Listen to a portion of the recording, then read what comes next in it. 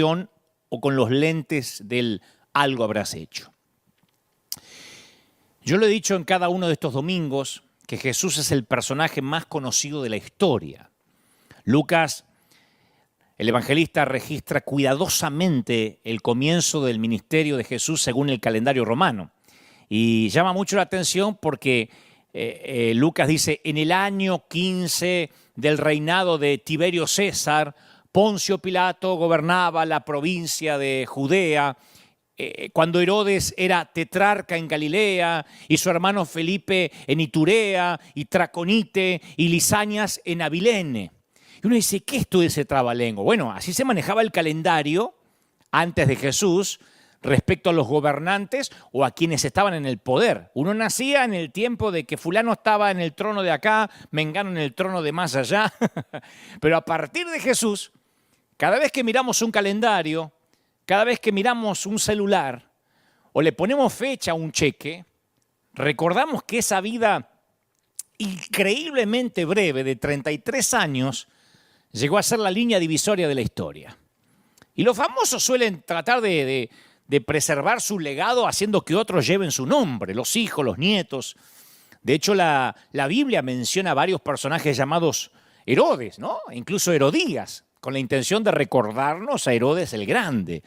Pero el día después de la muerte de Jesús, nadie se le ocurrió ponerle Jesús a un recién nacido dentro de ese diminuto círculo de los que conocían su identidad.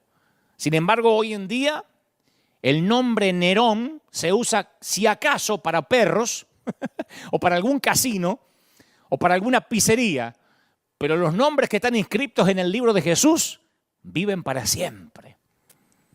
Cuando uno quiere realizar una evaluación rápida y básica de la salud mental de alguien, cuando algo tuvo un choque, un shock o una pérdida de memoria, siempre se procura establecer si la persona está orientada en estas tres dimensiones. Si sabe quién es, si sabe dónde está y si sabe cuándo nació. Y yo me acordaba esto porque a mí me pusieron el nombre de Dante Alighieri, un poeta italiano que escribió acerca del paraíso y el infierno en su famosa Divina Comedia. Vivo en una ciudad llamada Los Ángeles y nací 1968 años después de Jesús. Yo digo, ¿cómo puede ser que mi sentido de orientación dependa tanto de una sola vida? Tan solo en pensar en Jesús, yo ya tengo cómo me llamo, dónde nací y en qué año nací, o dónde vivo y en qué año nací. Con solo un nombre puedo orientarme. Es en el nombre de Jesús que los desesperados oran, los agradecidos adoran, los enfurecidos blasfeman, y de bautismos a bodas, pasando por las habitaciones de los enfermos y los funerales, es en el nombre de Jesús que las personas nacen, crecen, se reproducen y mueren. Incluso hasta en la muerte es difícil escapar a la influencia que ejerció Jesús.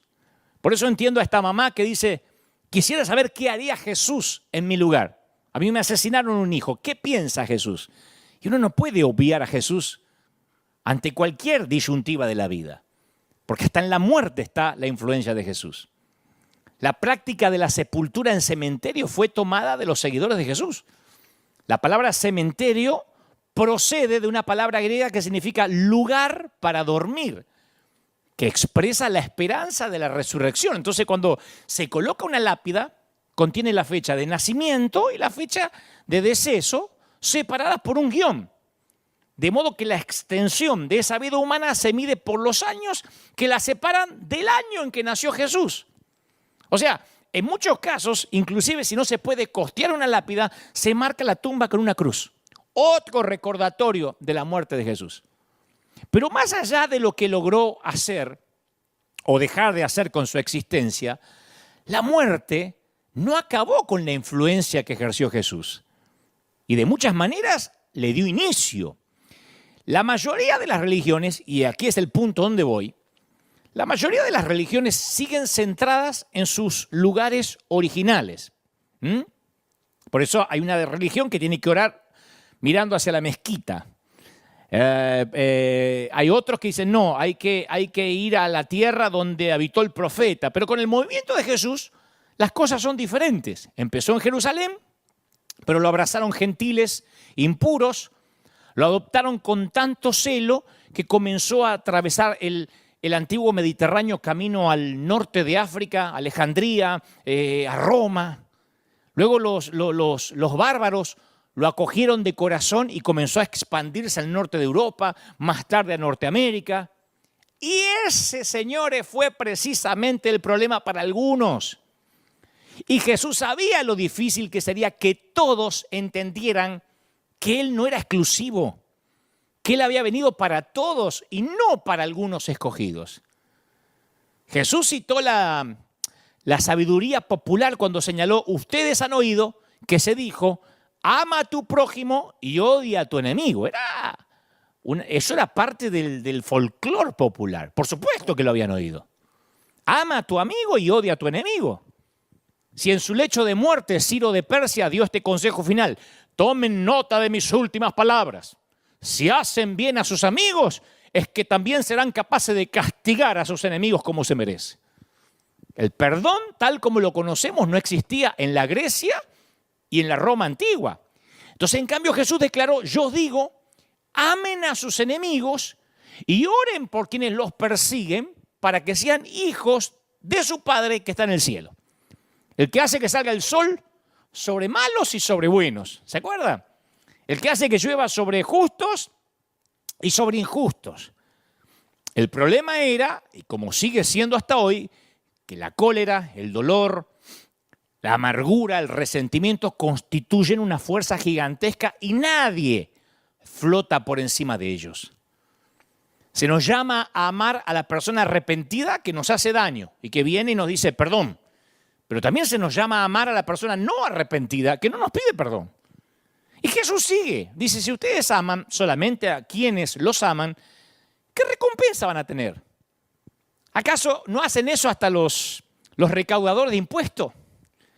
Y si saludan a los hermanos solamente, ¿qué más hacen ustedes? ¿Acaso no hacen esto los gentiles?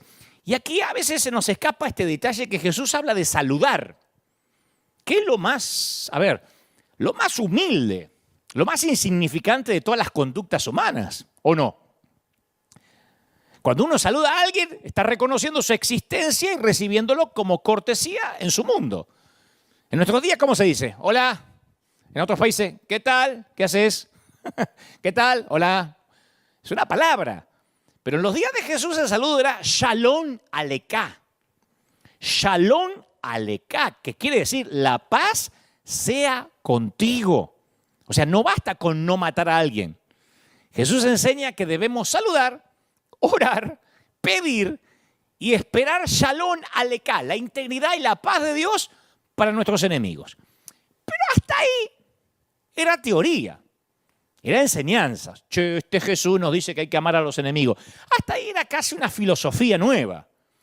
Un día Jesús, fiel a su estilo, ¡pum!, deja caer una bomba. Que no era una teoría, una bomba. Al principio de su ministerio las cosas andaban bien. Y él había traído una multitud tan grande que tuvo que enseñar desde una embarcación en el medio del lago para que todos puedan oír. Pero una noche le dijo a los discípulos, esa misma noche, le dijo: pasemos al otro lado. Y a nosotros se nos escapa el detalle. El otro lado era Decápolis. Decápolis estaba llena de todo lo que Israel no representaba. Escucha, los judíos consideraban, así decía mi papá, escucha, los judíos consideraban el otro lado como el lugar que vivía Satanás. Del otro lado vivían los inconversos, los de la falsa doctrina, los falsos profetas, los ateos. Del otro lado escuchaban música secular, tenían tele secular, radio secular, internet secular, ropa secular. Eran los apóstatas. Del otro lado, señores, vivían los otros. Y esa fue la bomba. Del otro lado vivían los otros. Jesús no estaba hablando simplemente de geografía. El otro lado del lago era la región de Decápolis, las 10 ciudades. Y eso era gran parte del territorio enemigo. Sus habitantes eran paganos. Y había una tradición rabínica en cuanto al otro lado en los días de Jesús. Se decía que Decápolis, o sea, el otro lado donde vivían los otros, era donde se habían establecido las 7 naciones de Canaán. Estaba llena de templos paganos. En algunos de ellos todavía se realizan excavaciones en la actualidad. Se destacaba por una exaltación de la violencia, por los excesos sexuales, la codicia, que era todo lo que Israel no representaba.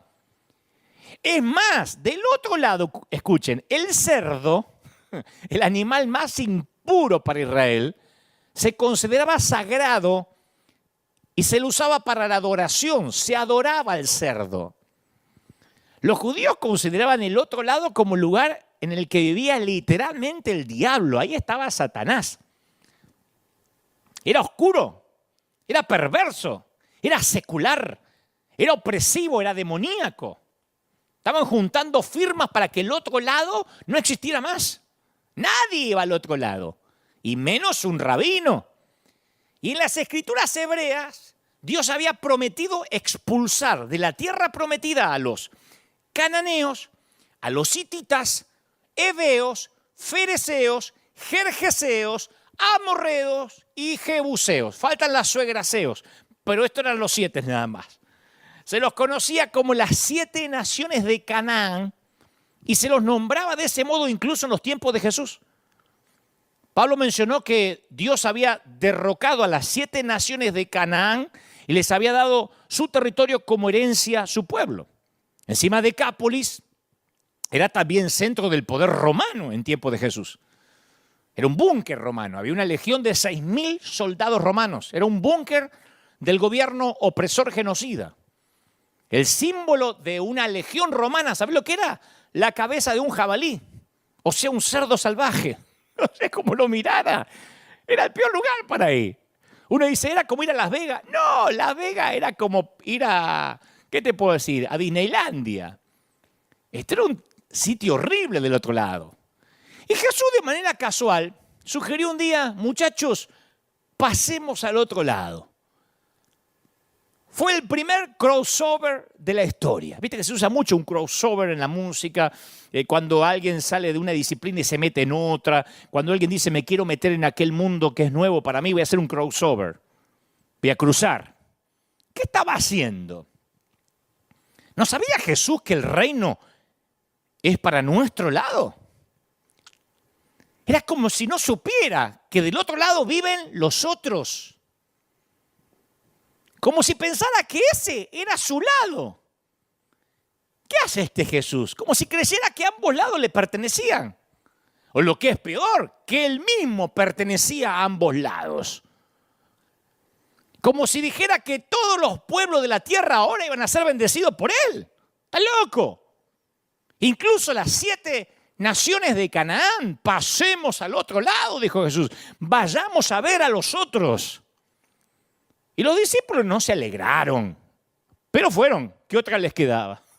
Que iban a hacer una huelga. Había que poner cara de hipócrita y cruzar con Jesús para encontrarse con los otros.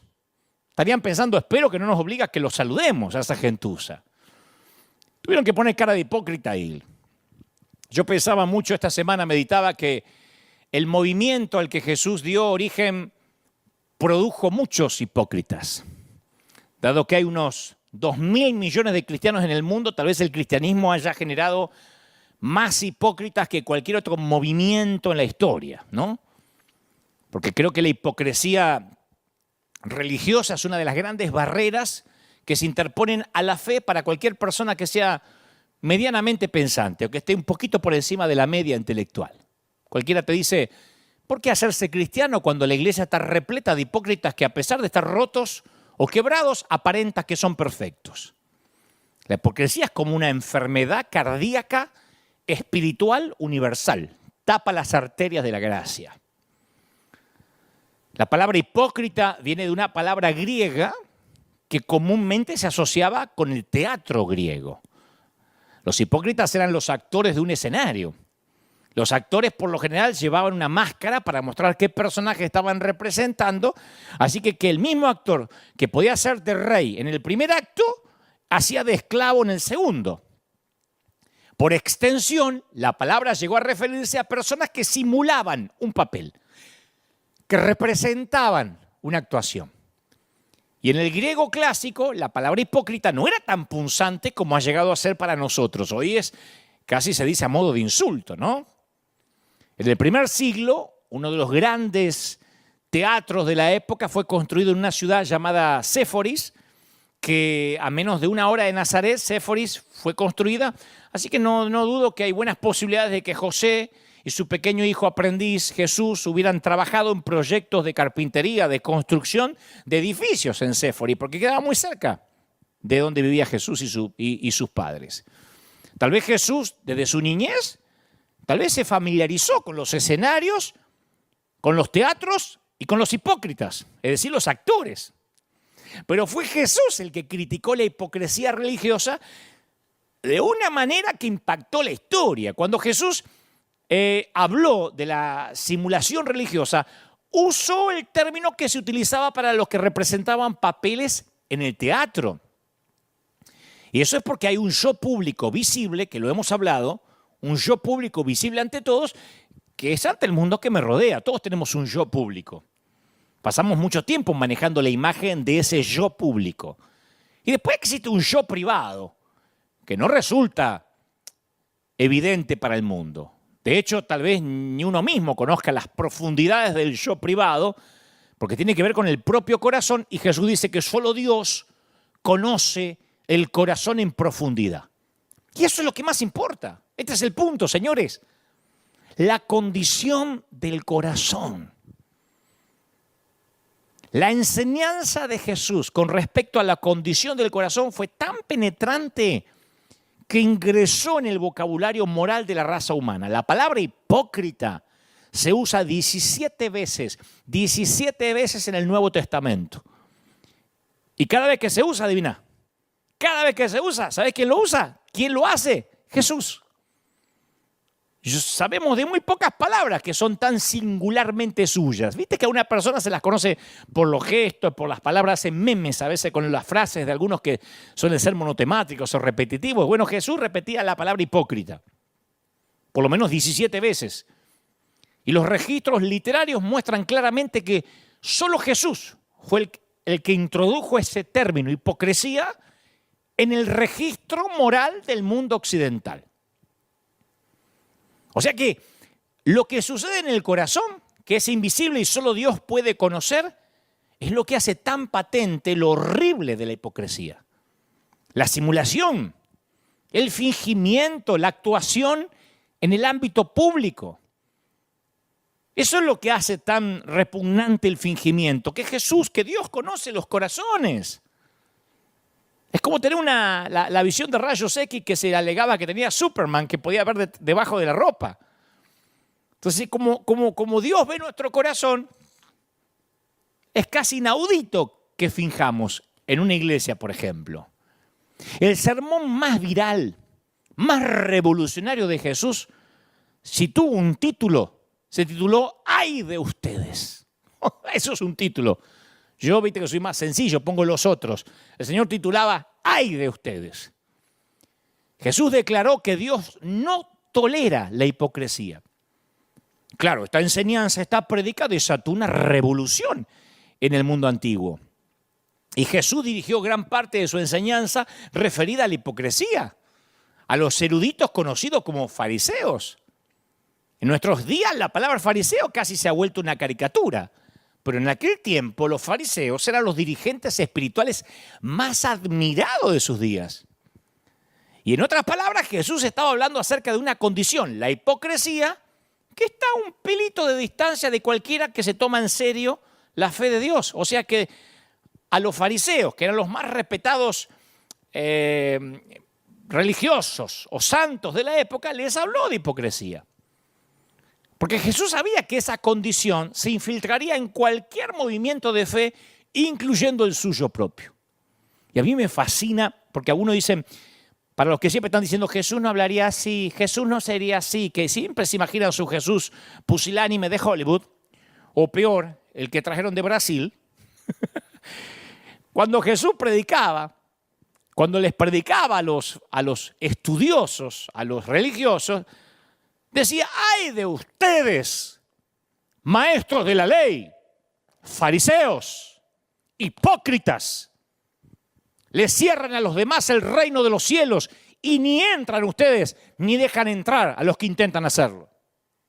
¡Ay de ustedes, maestros de la ley, fariseos, hipócritas! Recorren tierra y mar para ganar un solo miembro, un solo adepto.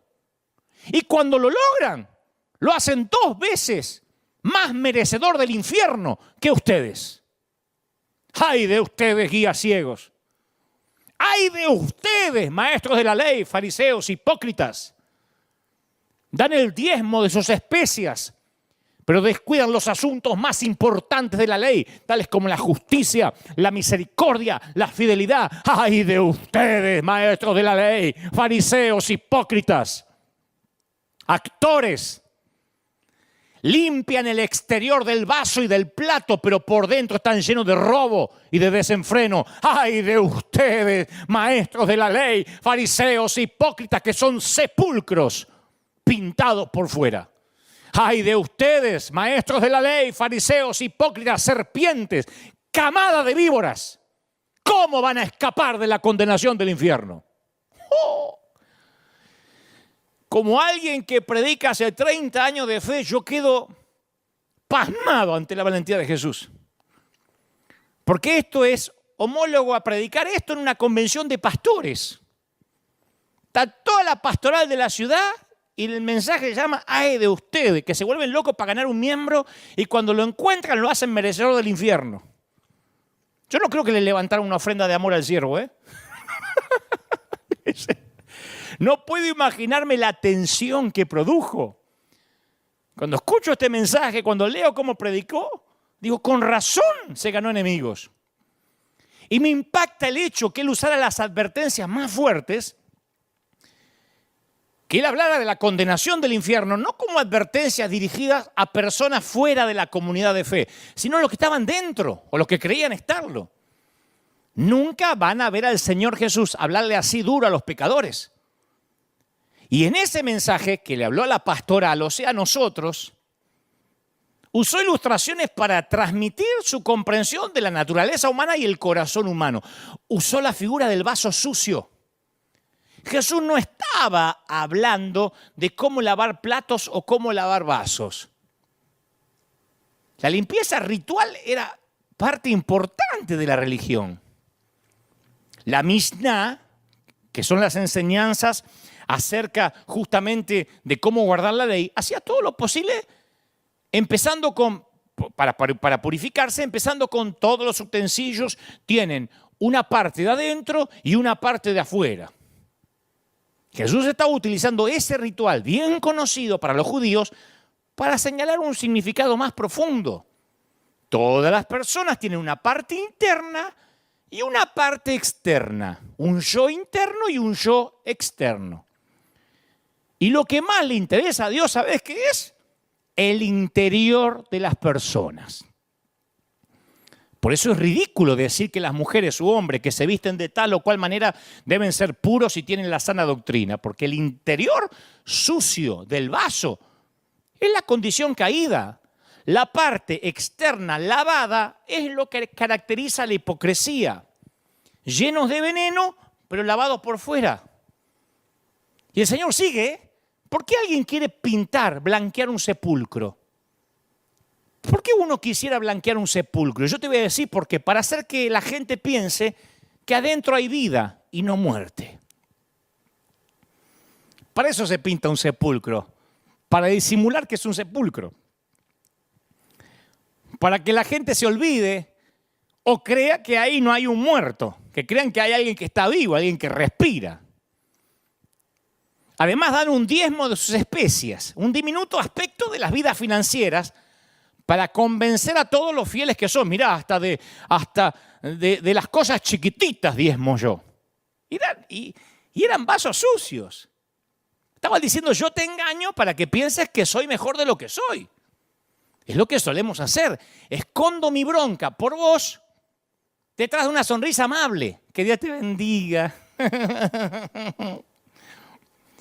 Pretendo ayudarte cuando en realidad espero que fracases. Así hay gente que suele escribir en las redes, ¿no? Con todo respeto. Y después arrojan su diarrea verbal. O arrojan su veneno condenatorio y terminan diciendo, pero que Dios lo bendiga. Y viste que escriben, no solo a mí, a un montón de hombres de Dios, arrepiéntete, apóstata, vas a arder en el infierno. Y después ponen, seguiré orando por usted.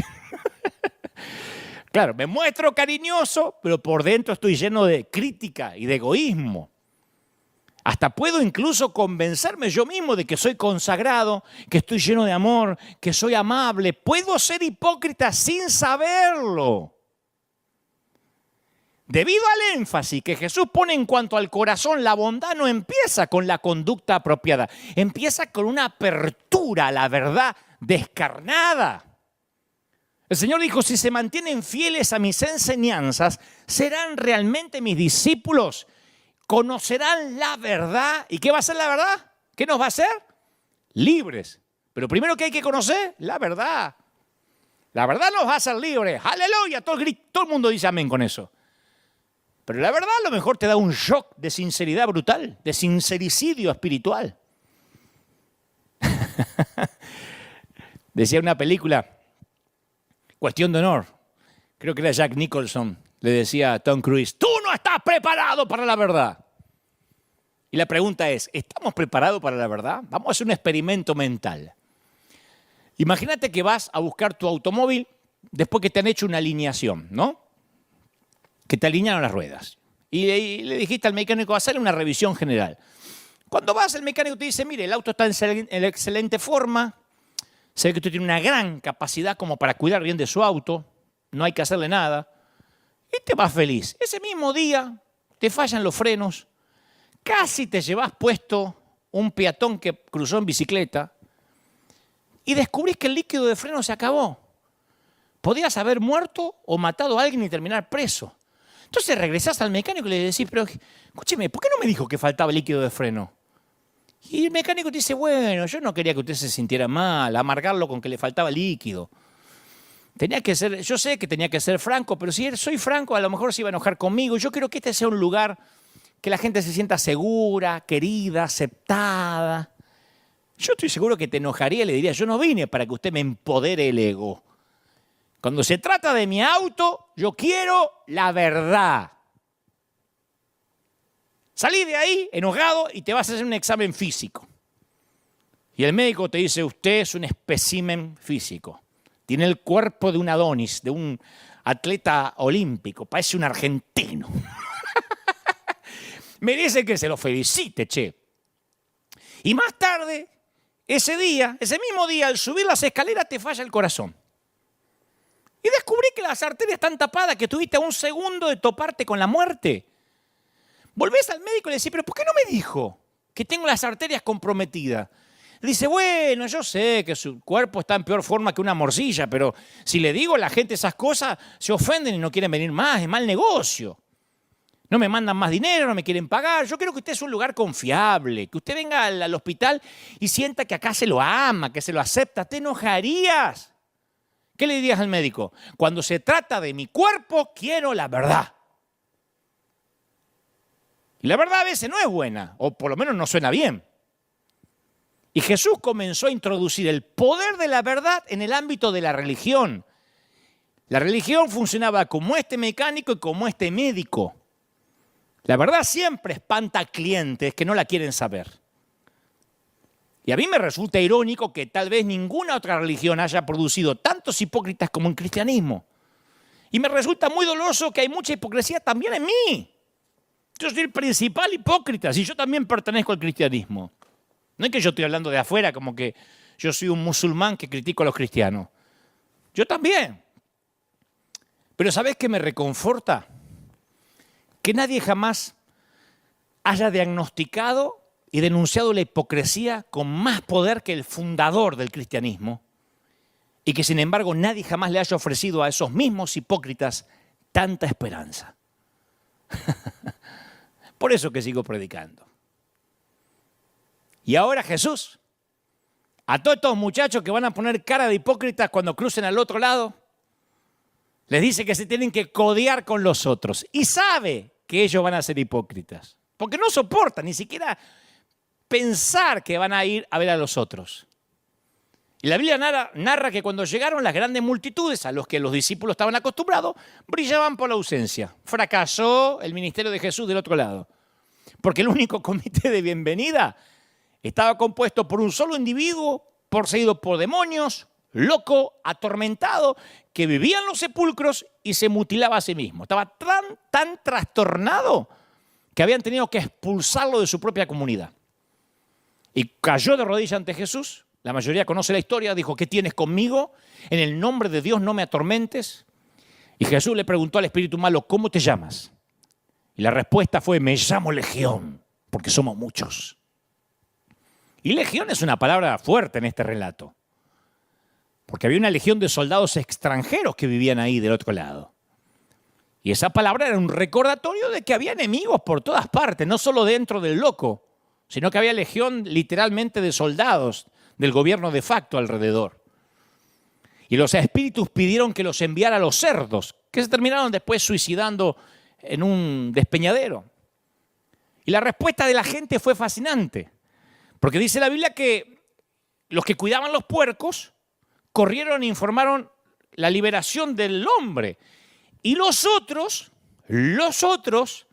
vinieron para ver qué había sucedido. Vieron al hombre lunático vestido en sus cabales y los otros no respondieron a este milagro como en Galilea, como en Jerusalén. No empezaron a traer a Jesús a sus niños enfermos ni a sus amigos lisiados. Le suplicaron que se fuera. ¿Por qué? Porque él tenía poder, pero no era uno de ellos. Era alguien con poder que pertenecía al otro lado. Y ellos tenían muy claro que eran los otros. Y a lo mejor podría usar su poder para hacerles daño. Y Jesús, como no se queda donde no lo invitan, aceptó y se fue. Y el hombre que había estado poseído por el demonio le rogó que le dejara ir con él. Y Jesús, que hasta ese momento le había estado diciendo todo, síganme, síganme, a este le dijo no. Andá y contá tu experiencia. Imagínate cómo se sentiría el hombre mientras la barca se alejaba de él. Pero hizo lo que Jesús le pidió. Le contó a la gente de Decápolis todo lo que Jesús había hecho por él. Y toda la gente se quedó asombrada, dice las Escrituras. Y aquí viene el resto de la historia. Porque hasta ahí los evangelistas hemos usado nada más esa parte, ese fragmento, la liberación del loco, y se nos van algunos detalles de la historia que son extraordinarios. Jesús volvió a Decápolis poco tiempo después. Seguramente los discípulos hipócritas le habrán dicho, ¿para qué vamos a volver si fue un fracaso, un solo loco? Pero esta segunda vez que volvió a Decápolis, grandes multitudes vinieron a verlo. Y dice que lo siguieron por toda la región y donde oían que él estaba, les llevaban en camillas a los que tenían enfermedades, donde quiera que iba, pueblos, ciudades, caseríos de la Decápolis, traían los enfermos. Les suplicaban que les permitieran tocar siquiera el borde de su manto, y quienes los tocaban quedaban sanos. Hubo mucha gente que fue sana por tocar su manto, no solo la mujer que sufría de flujo. En otras palabras, las 7 naciones de Canaán alababan al Dios de Israel. En otras palabras, los otros estaban siendo convertidos. Y la primera vez que Jesús fue al otro lado no encontró a nadie, excepto un mísero y patético lunático. La segunda vez que fue, se produjo una de las reacciones más espectaculares del Nuevo Testamento. Si hay que buscar un avivamiento, un revival, está allí, en Decápolis.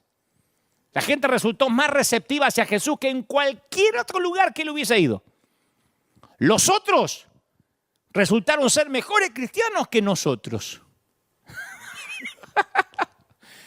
Habían oído que este Jesús se preocupaba por la gente, que él estaba del lado de ellos.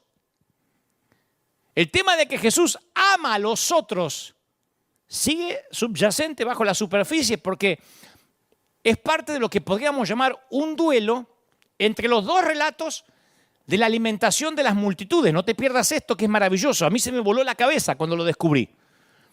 Hay un duelo de alimentación de multitudes. En Marcos 6, Jesús le da de comer a una multitud sobre la orilla del lago que le pertenecía a Israel, o sea, a nosotros.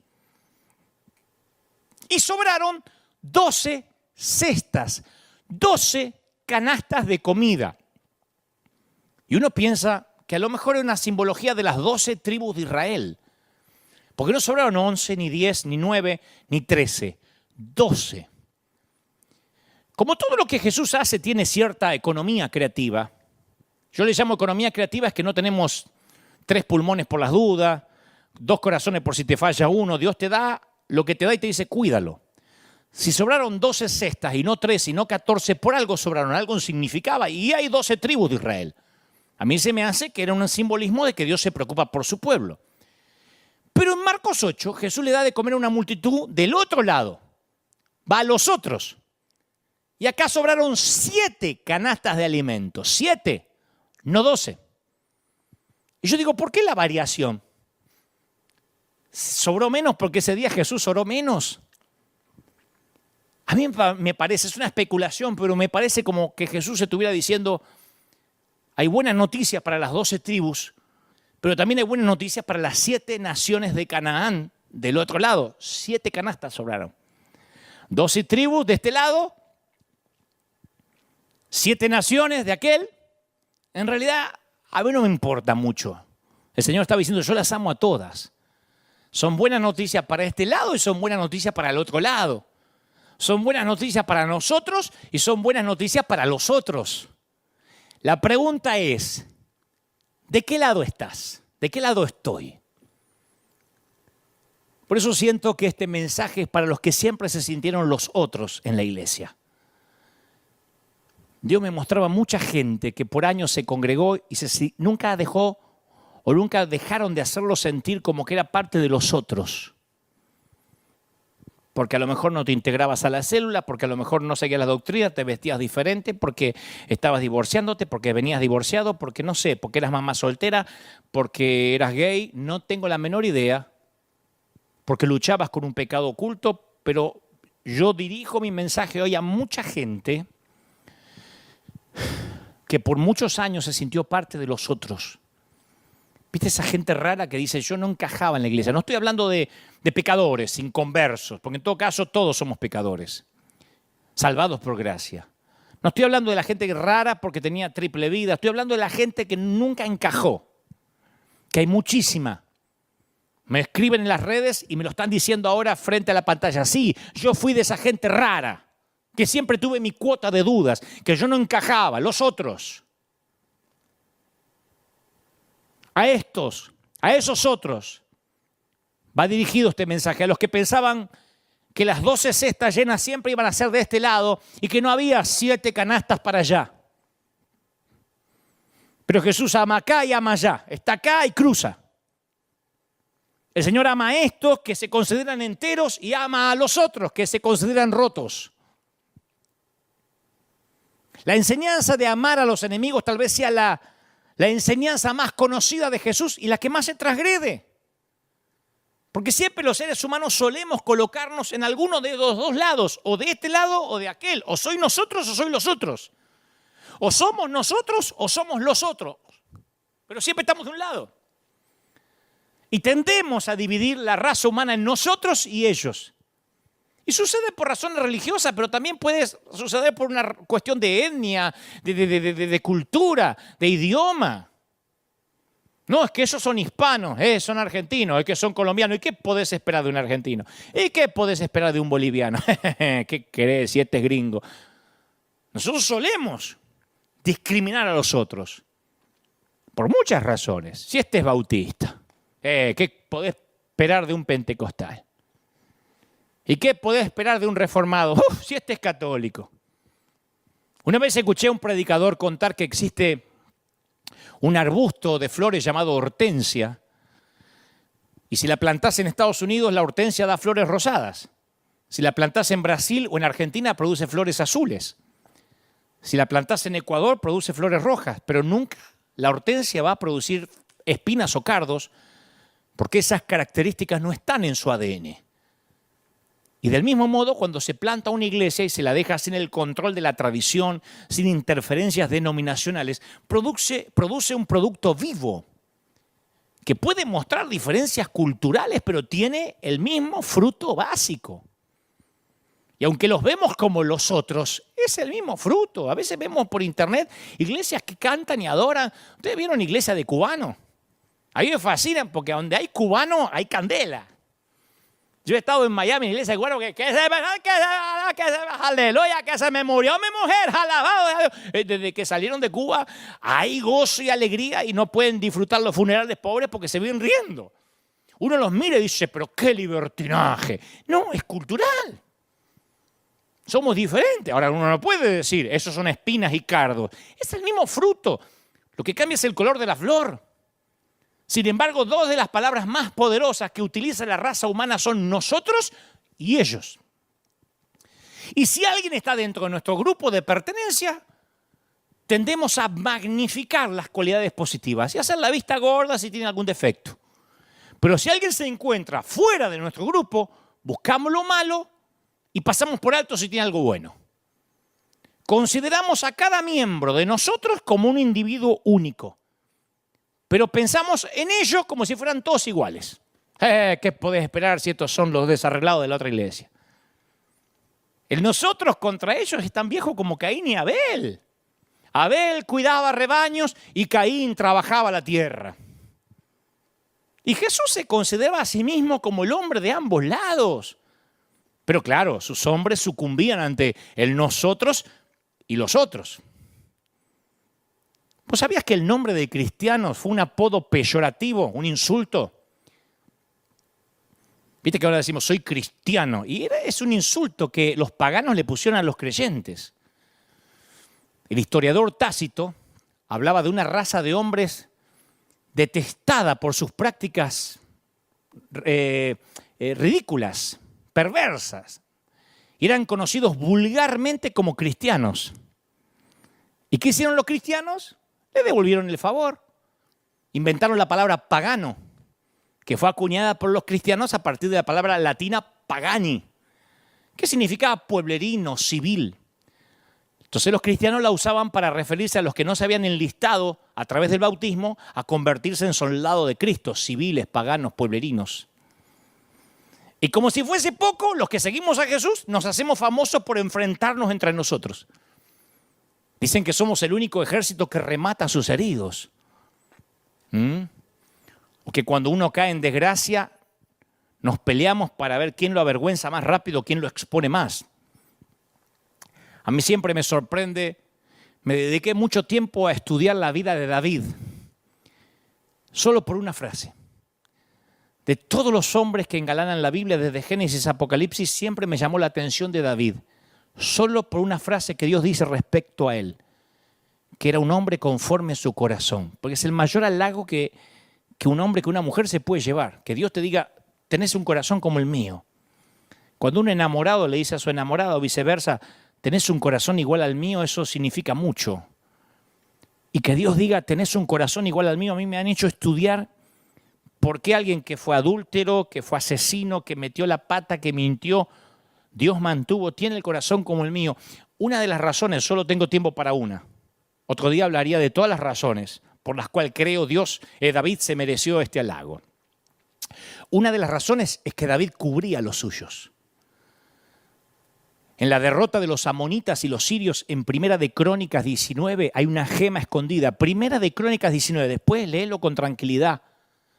Resulta que murió un rey que David conocía, de otra nación. Entonces David envía a alguno de sus hombres a darle condolencias al hijo del rey, al príncipe. Dice, vayan a darle las condolencias, vayan a consolarlo.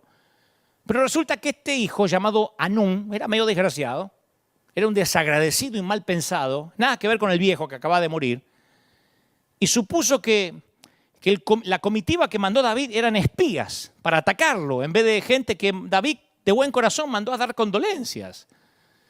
Y dice, no los envió David para reconocer e inspeccionar la ciudad y destruirla. No, nos envió a darle las condolencias. Entonces dice la Biblia que Anún tomó los siervos de David les rapó la mitad de la barba y les cortó los vestidos por la mitad hasta las nalgas y los despidió. No te pierdas este detalle. Sin barbas y vestido hasta la mitad de las nalgas. Quita esa imagen mental de mis nalgas. Pero eso fue lo que ocurrió. Les cortó la barba por la mitad y los mantos para que se le viera la mitad de las nalgas. Una deshonra. Y cuando se le hizo saber esto a David, envió a encontrarlos porque ellos estaban en extremo avergonzados. ¿Y sabe lo que dijo David? Quédense en Jericó hasta que les vuelva a crecer la barba y después vuelvan. No hizo un videíto en YouTube burlándose de las nalgas de sus soldados. No escribió un blog hablando de las nalgas de ellos. No los cubrió, los protegió, no los avergonzó. Dijo, se quedan hasta que les vuelva a crecer la barba para que no pasen vergüenza. ¿Cómo no va a ser un hombre así conforme al corazón de Dios? Al igual que Sem y Jafet, que cubrieron a Noé, su padre, cuando borracho se desnudó. Importó más la reacción de ellos que la borrachera de Noé. La Biblia no dedica un versículo más a por qué razón se emborrachó Noé y qué consecuencias trajo la borrachera de Noé. Dice que aquel Cam que se burló vio su desnudez y Noé, cuando se le pasó la borrachera y estaba con la resaca, dijo, maldito seas Canaán, serás sirviente de tus dos hermanos. Hasta el día de hoy, los descendientes de Cam son los que habitan en Palestina. Y la disputa no se terminó hasta el día de la fecha. De hecho, el nombre geográfico es Canaán, no Palestina, que es un invento romano. Y no estoy hablando de encubrir el pecado, porque una cosa es no encubrir el pecado y otra muy distinta es el canibalismo público. Hace poco un ministro contó que atravesaba un divorcio y la noticia se regó más rápido que cualquiera de sus cruzadas y se llenó el internet de blog, de opinólogos, de video, de explicólogos, de creyentes, la mayoría dilapidándolo. Una gran mayoría de gente celebrándolo. Otros renunciando a su cobertura que ostentaban hace algunos meses atrás, ahora no la quieren más. Entonces, por mi salud mental, y esto te lo confieso, yo estoy consciente que el día que cometa un error, yo sé que habrá un ejército de mis propios hermanos esperando desmembrarme. Y no me estoy haciendo el víctima, yo ya lo asumí por mi salud mental que eso va a ser así. Porque hay mucha gente que no sabe cubrir, y no estoy hablando de tapar el pecado, que no sabe lo que significa honrar, y lo único que sabe es deshonrar. Yo leía que los buitres no tienen garras como las águilas o los halcones, tienen unas torpes zarpas diseñadas para agarrar, no para acuchillar. Así que no son cazadores. El pico del buitre no está diseñado para matar, sino para arrancar, para estirar, para desgarrar. Y son aves veleras que aprovechan las corrientes térmicas para sostenerse en el aire sin el menor esfuerzo. Pueden pasar horas en en el aire. Son aves necrófagas. Llevan miles de años especializándose en el ejercicio de una función fundamental, hacer desaparecer los cadáveres de los grandes mamíferos y del ganado. Y son inmensamente holgazanes los buitres. Su ley básica es la ley del mínimo esfuerzo. Pasan la mayor parte del tiempo subidos a las térmicas, a las corrientes de aire caliente, ascendente, que les permiten planear sin pegar siquiera un aletazo ni gastar energía. Y esperan la presencia de un animal o una res muerta que les sirva de sustento. Aves carroñeras se les llama. Y en muchas ocasiones los buitres se aproximan a una oveja moribunda que todavía no murió, y empiezan a alimentarse de ella antes de que muera. Le quitan los ojos. Dios nos libre de picotear el cadáver de un colega. O peor, empezar a desmembrar a alguien que todavía no murió, que apenas está herido. Y me río, porque yo sé que hay gente del otro lado que ha sido muy dañada y ahora está diciendo, sí, a mí me pasó y ahora, a la distancia, hasta te produce risa, porque el Señor te ayudó a superarlo. Pero si no fuera por el Señor, a lo mejor no contaba la historia. Un hombre caminaba por un puente cuando vio a una mujer sola. Esta historia me la aprendí hace muchos años cuando hacía un programa de radio. Hicimos radio durante casi 17 años. Y esta es una de las historias que me aprendí. Una mujer estaba sola caminando a la vera de un puente. Parece que le pesaba la soledad. Y un hombre la ve y piensa, a ver si esta se va a quitar la vida. Y corre para decir que Dios la amaba, ¿no? Y a ella se le llenan los ojos de lágrimas, como si ese hubiese sido una señal, esa hubiese sido una señal de Dios. Entonces el hombre le dice, ¿eres cristiana, judía, atea o qué? Y ella dice, soy cristiana. Y él dice, yo también. ¡Qué mundo más pequeño!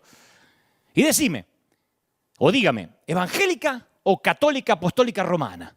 No, evangélica. Yo también. ¿De qué denominación? Dígame. Pentecostal. Yo también. ¿Pentecostal del norte o pentecostal del sur? No. Pentecostal del norte. Yo también. ¿Pentecostal del norte conservador o pentecostal del norte liberal? No. Pentecostal del norte conservador. ¡Oh, es asombroso! Yo también. Dígame, ¿pentecostal del norte conservador fundamentalista o pentecostal del norte conservador reformado? No, pentecostal del norte conservador fundamentalista. ¡¡Asombroso! Yo también. Dígame, ¿pentecostal del norte conservador fundamentalista de la región de las Asambleas de Dios de Oberá Misiones o pentecostal del norte conservador fundamentalista de las Asambleas Cristianas de los Italianos? Y ella dijo, no, pentecostal del norte conservador fundamentalista de la región de las Asambleas de Dios de Oberá Misiones. ¡Milagro!, dijo él. Dígame, pentecostal del norte conservador fundamentalista de la región de las Asambleas de Dios de Oberá Misiones que usan la Reina Valera versión 1960 o pentecostal del norte conservador fundamentalista de la región de las Asambleas de Oberá Misiones que usan la Biblia versión NBI. Y ella dice, pentecostal del norte conservador fundamentalista de la región de las Asambleas de Dios de Oberá Misiones que usan la Biblia versión NBI. Y él le gritó, ¿segura? ¿Usan la NBI, no la Reina Valera 1960? Sí, segura. ¡Muérete, apóstata! Y la empujó sobre la baranda. O sea, no importaba todo lo que coincidía. Si había un solo detalle distinto al suyo, la transformaba en los otros.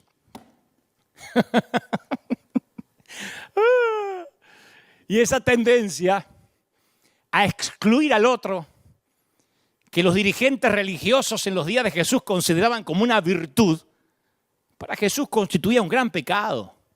Y eso sorprendió a los discípulos. Un día camino a Jerusalén, Jesús quiso detenerse en una población samaritana, pero no lo recibieron bien, porque eran los otros. Y sus discípulos dijeron, ¿quieres que hagamos caer fuego del cielo para que los destruya? Fíjate vos los tipos. Pensaban que Jesús le iba a agradar esta propuesta, porque le habían hecho un desaire. Entonces dijeron, Jesús, vamos a adoptar una posición, vamos a estar del lado de Jesús, de tu lado, vamos a quemar a los otros. Los seguidores de Jesús pensamos de esta manera. Jesús se volvió y los reprendió. Estaba protegiendo a los samaritanos y regañando a sus seguidores. ¡Qué raro! ¡Qué extraño episodio! Si nosotros somos nosotros y ellos son los otros. De hecho, el Nuevo Testamento está lleno de extrañas narraciones acerca de samaritanos.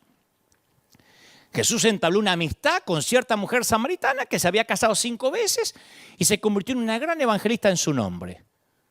¡Qué extraño! Jesús trata a los del otro lado como si fueran de nuestro lado. No solo nos ama a nosotros, parece que también ama a los samaritanos. Jesús sanó a 10 leprosos, pero solo el samaritano volvió para agradecerle. Relató un episodio acerca de un israelita, un sacerdote, y un levita y un samaritano. ¿Y sabe quién era el héroe de la historia? ¿Quién fue? El samaritano, parte de los otros.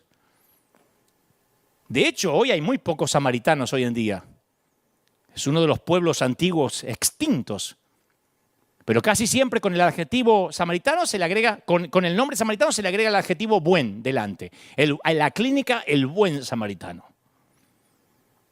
Gracias a alguien que se suponía que debía ser su enemigo. Jesús trata a los del otro lado como si fueran de nuestro lado. ¡Ay, no solo nos ama a nosotros! Parece que ama también a los samaritanos y no solo a ellos. Hay un dicho en la película de Francis Ford Coppola, El Padrino, que dice: mantén cerca a tus amigos y más cerca a tus enemigos. y con una implicancia totalmente diferente. Tal vez estas palabras provengan del corazón del Dios que Jesús proclamaba. Cuando los soldados se acercaron a Jesús para arrestarlo y matarlo, Pedro sacó una espada y le cortó la oreja a un hombre llamado Malco. ¿Cómo no se le iba a cortar si los que lo querían llevar a Jesús a la cruz eran los otros? Jesús le dijo a Pedro que guardara la espada, recoge la oreja. ¡Ay, Pedro! Se la pega en la cabeza a Malco. Y yo me imagino el diálogo. Perdónalo, flaco. Lamento lo que hizo este Pedro, perdón, es un arado, este tipo es un bruto, perdonalo. 3 años trabajé con él, pero no avanza el tipo, ¿viste? Perdoname el asunto de la oreja, ¿eh? Perdóname, flaco. Yo me imagino a Jesús diciendo, ¿qué cree que le haga? Fíjate me figuro lo que sucedió con Malco cuando llegó a la casa esa noche. Y la esposa está cosiendo y dice, ¿cómo te fue hoy en el trabajo? Y Marco dice, mira, yo no sé qué decirte. Me cortaron una oreja. ¡Ay, no me digas! No, pero la tengo pegada. ¿Pero cómo te la cortaron si la tenés? Pero pará, que te cuente. Pasó algo muy raro. El hombre al que debía apresar me sanó. ¿Y quién te la cortó? El que seguía al hombre que iba a crucificar. ¿Y quién te la arregló? El crucificado. Viejo, no me vengas más borracho a casa. Si vas a pasar por el bar antes de venir, respetá la casa. No, te digo en serio, me la cortó y me la volvió a poner. ¿Quién? El delincuente que íbamos a apresar. No tenía sentido. Y este relato que parece breve, es tan importante que aparece en los 4 evangelios. Muy pocas historias aparecen en los 4 evangelios. Esto de la oreja. Pero no aparece por la importancia de la oreja. Aparece porque Jesús nos quiere decir que los enemigos de Él, los enemigos explícitos no son su único problema, los del otro lado. A lo largo de la historia, los seguidores de Jesús, celosos, han sido una carga de igual pesada para Él que los romanos o cualquiera que lo odiara. Porque para Jesús las categorías no se dividen en nosotros y ellos, perfecto e imperfecto, santo y perdedor. Porque esto colocaría a toda la humanidad del mismo lado, del lado equivocado. Si hay que elegir lado, estamos todos del lado equivocado. Pero Jesús estaba determinado a hacer de ese su lado. Lo cual no quiere decir que Jesús concordara con todas las personas todo el tiempo, o que fuera relativista, o que le tuviera temor al conflicto. Pero nunca sucumbió al prejuicio del grupo de pertenencia. Continuamente comunicaba su propósito de amar a aquellos que debían haber sido los otros. Y los que pertenecemos a la iglesia nos cuesta interpretar esto. Siempre hablamos de otras religiones, de otras etnias, de otras culturas, de otra conducta sexual, de otra política, de otras denominaciones. Y nos permitimos cualquier licencia, aún la murmuración disfrazada de celo santo, con el fin de convertir a la gente en los otros. Y vamos y le sacamos los ojos. Hay una famosa canción de Alberto Cortés llamada Los Demás. No se llama Los Otros, pero se llama Los Demás. La pueden buscar en YouTube, es una letra maravillosa. Él dice, nunca estamos conformes del quehacer de los demás. Y vivimos a solas sin pensar en los demás. Como lobos hambrientos aprovechando a los demás y acechando a los demás. Convencidos que son nuestro alimento, los demás. Los aciertos son nuestros y jamás de los demás. Cada paso un intento de pisar a los demás. Cada vez más violento es el portazo de los demás. Las verdades ofenden si la dicen los demás. Las mentiras se venden cuando compran los demás. Somos jueces mezquinos del valor de los demás, pero no permitimos que nos juzguen los demás. Apagamos la luz que, por amor a los demás, encendió en una cruz el que murió por los demás. Y agrega Cortés, donde estamos nosotros y que se jodan los demás. Condenamos la envidia cuando envidian los demás, mas lo nuestro es desidia, que no entienden los demás. Nos creemos selectos entre todos los demás y olvidamos que somos los demás de los demás, que tenemos el lomo que todos los demás, que llevamos cuestas unos menos y otros más, vanidad y modestia como todos los demás y olvidamos que somos los demás de los demás.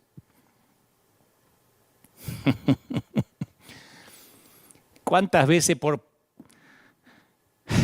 nuestros esfuerzos por ponernos del lado de Jesús han hecho que ridiculicemos a los del otro lado?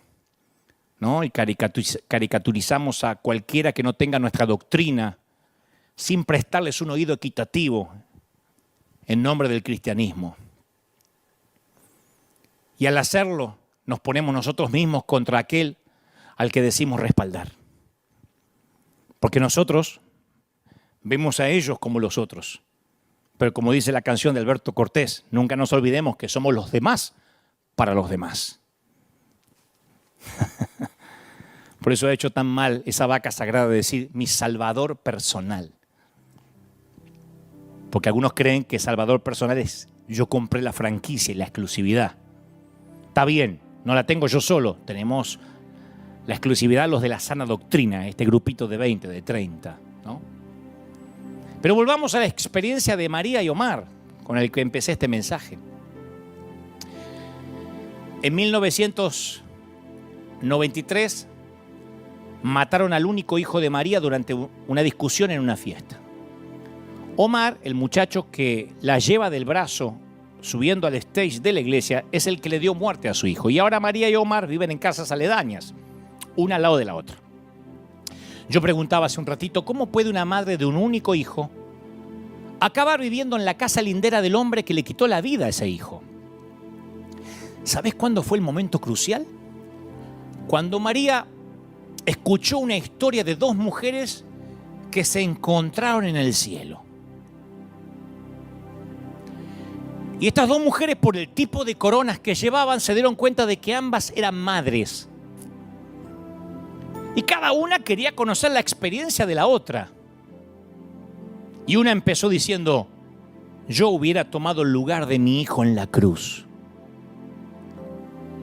Y la otra retrocede un paso y dice, tú eres la madre de Jesús. Y cayó de rodillas. Y la otra le limpió la lágrima y le dijo, dime quién es tu hijo para que yo también pueda afligirme contigo. La otra madre le dijo, mi hijo es Judas Iscariote, el que entregó al tuyo. Ese fue el fin del poema, pero el principio del peregrinaje de esta mujer cuando escuchó la historia. María decidió que su llamado era ayudar a las madres de hijos asesinados y a las madres de hijos que habían quitado vidas, para que se reunieran y se sanaran juntas. Ambas eran madres, la madre de los asesinos y las madres de los asesinados. Pero antes de incursionar en ese ministerio tenía que enfrentar la realidad de su propio corazón. Después de 12 años decidió que para ser libre tenía que enfrentar el objeto de su dolor para ver si en realidad lo había perdonado. Así que fue a hablar con los funcionarios del programa legal del Departamento Correccional y le advirtieron, señora, no se va a encontrar con el muchacho de 16 años que mató a su hijo, ¿eh? Ahora es un hombre, ha estado 12 años en la cárcel, es un adulto. Y la vida de la prisión lo moldeó, le cambió el carácter, ha estado ahí más de una década. Pero con todo ella insistió que quería verlo. Los funcionarios fueron a hablar con Omar y a él no le interesaba el asunto. Dijo, ¿por qué tengo que ver a esa mujer? Solo quiere culparme y hacerme daño. Porque claro, él no estaba listo todavía. María esperó 9 meses. Habló de vuelta con los oficiales y ellos volvieron a preguntarle a Omar. Y algo había estado trabajando en la mente de Omar y accedió. María cuenta que ella fue la que inició la primera conversación con Omar con un pensamiento quirúrgicamente cuidado, ¿no? Preparado. Le dijo, yo no te conozco, Omar, y tú no me conoces, aunque conocías a mi hijo. ¿Por qué no empezamos de ahí, a conocernos? Y la idea de que ella quería conocerlo antes de juzgarlo, de alguna manera calmó el espíritu del hombre. Y él decidió confiar en el proceso, hablaron por horas. Cuando terminó la primera entrevista, Omar le preguntó a María si podía darle un abrazo y ella dijo que sí. Y cuando los brazos de él la estrecharon, se desató la inundación. Se echó a llorar ella. Omar diría más tarde, yo había estado en la cárcel 12 años, junto a criminales de lo peor, endurecidos, pero ese fue el momento más aterrador de toda mi vida. Y desde ese momento se hizo un vínculo entre María y Omar. Ella iba a visitarlo y hablaban. Ella tenía que estar dispuesta a entender su versión acerca de lo que había pasado. Y él tenía que estar dispuesto a ver que lo que le había robado a ella, que era su hijo. Y en diciembre del 2009, Omar fue puesto en libertad. Y María decidió organizar para él una fiesta de bienvenida al mundo exterior. Les pidió a algunas monjas que vivían cerca que le ayudaran. Y el dueño del edificio en el que vivía María tuvo una idea. Le dijo, ¿qué tal si invitas a Omar a vivir aquí en este condominio, en el departamento que se renta al lado tuyo? Y ella dijo, nunca va a aceptar. Bueno, pero pregúntale. Y ella lo hizo. Aceptó. Ahora él vive a una puerta de distancia. Está estudiando y tiene un trabajo. A veces, dice Omar, cuando me siento alicaído, desalentado, cuando las cosas marchan mal, miro a María y me digo, vamos. Ella me dio otra oportunidad. Tengo que darme yo mismo otra oportunidad. A veces hablamos del perdón como una herramienta para que la víctima se libere del dolor. Pero es eso y mucho más. Omar y María se han entregado el uno al otro dones que ninguno otro había conocido sin el milagro del perdón. Y eso sucedió porque hace mucho tiempo alguien dijo, ama a tu prójimo y ama a tu enemigo. Por eso María, cuando dijo, me encantaría saber qué haría Jesús en mi lugar, descubrió, ama a tu prójimo y ama a tu enemigo. Y se encontró con la historia probable de que la madre de Jesús y la madre de Judas Iscariote tuvieron que encontrarse en el cielo. Esto incluye que tengas que amar a los predicadores raros como yo, que cuando le preguntan si es pastor prefiere decir que es artista. Pero aún así el Señor ordena, ama a tu enemigo, ama a los otros. Y resulta que uno de esos otros, en el caso de María, se convirtió en su vecino. ¿No será que unos cuantos de aquellos otros se tendrían que convertir en nuestros vecinos? Vamos a orar. Quiero orar por los que están del otro lado, por los que se han sentido otros, por los que se han sentido discriminados, por los que por muchos años han sentido que la iglesia, las instituciones los han dejado de lado y no has entendido por qué. Porque quiero orar por dos tipos de personas, los Omares y las Marías. Quiero orar por los que le quitaron vidas y por los que quitaron vidas. Quiero orar por los que sufrieron el infortunio de perder seres queridos, de perder cosas valiosas y por los que quitaron vidas valiosas.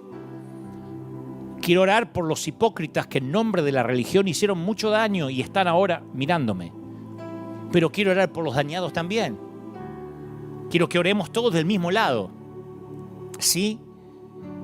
Quiero que los del otro lado y los de este lado nos unamos en la misma oración. Quiero que los ministros que han sufrido el ataque de aquellos que han fungido como buitres por años, reciban esta oración de sanidad ahora. Te digo de consiervo a consiervo, por tu salud mental, sí. Siempre va a haber un grupo que te va a dilapidar apenas fracases en público. La mayoría son los que ahora te dicen, bravo, dame tu paternidad, estoy contigo, eres increíble, qué predicador, cómo te ama el Señor, eres un ángel encarnado. Esos son los que cuando fracases, cuando tu matrimonio no vaya bien, cuando tengas un problema con tu hijo, cuando las cosas se pongan feas, cuando te enfermes, dirán, algo habrá hecho el pastor. Tenía que pagar, por eso ahora es una secta, por eso ahora Dios quitó su mano. Van a ser los mismos que hoy te aplauden. No soy pesimista ni estoy enojado. Le pasó a Jesús. No quedó uno de los 12 al pie de la cruz. Le lavó los pies a esos muchachos y todos esos pies salieron corriendo. Un par de esos pies fueron corriendo al patio de Caifás a entregarlo. Porque nosotros pensamos de que tendremos fidelidad eterna de nuestros discípulos. La gente, algunos seguirán y te amarán por lo que eres y otros simplemente te aman por tu yo externo, por lo que muestras. No los culpemos, oremos por ellos. Pero también quiero orar por ti, ministro, por los que han sentido las divisiones en las iglesias, las han sufrido, por los que han dicho a mí me dividieron, me vituperaron, levantaron falso testimonio. Y sí, en el mundo tendríamos aflicción, ¿te acuerdas? Es parte de eso. Yo me súper acostumbré a las redes, a que la gente diga lo que quiera. Pero como dije estos días en las redes, nadie que esté haciendo algo más que yo o que esté sirviendo al Señor con todo el corazón tiene tiempo para ver lo que yo hago. Generalmente el que critica está volando